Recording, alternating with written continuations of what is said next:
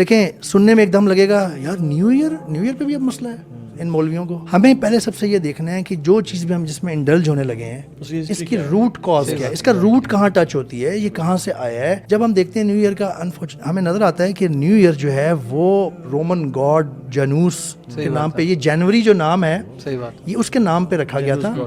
Roman mythology میں جو God of doors ہوتا تھا نا جانوس, اس کو خوش کرنے کے لیے نئے سال میں ہم گاڈ آف ڈورز اس ڈور سے انٹر ہوں گے ایک رات پہلے, جس کو سلویسٹر کہتے ہیں. وائلڈ آرگیز اور عجیب سی سیلیبریشن یعنی وہ رکھی جاتی تھیں, پارٹیز ہوتی تھیں کہ جی یہ ہم اس کو ڈیڈیکیٹ کر رہے ہیں جانوس گاڈ کو. صحیح بات.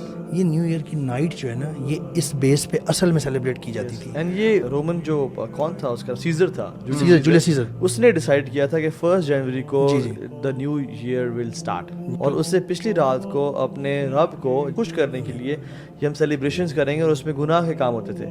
سو مسلمانوں بھی اس رات کو یار ہمارے روڈز بھرے ہوئے ہوتے ہیں. دیکھیں اگر ہم یہ کلیم کرتے ہیں نا کہ وی لو اللہ, اگر ہم یہ کلیم کرتے ہیں نا, جب ہمیں یہ پتہ چل جائے نا کہ یار اس کا تو سارا کا سارا اوریجن شرک سے سٹارٹ ہوا ہے, ایک پیرالل میں کسی گاڈ کو خوش کرنے کے لیے, تو ہمیں جب سٹارٹ ہوتا ہے پتہ نہیں ہوتا. یس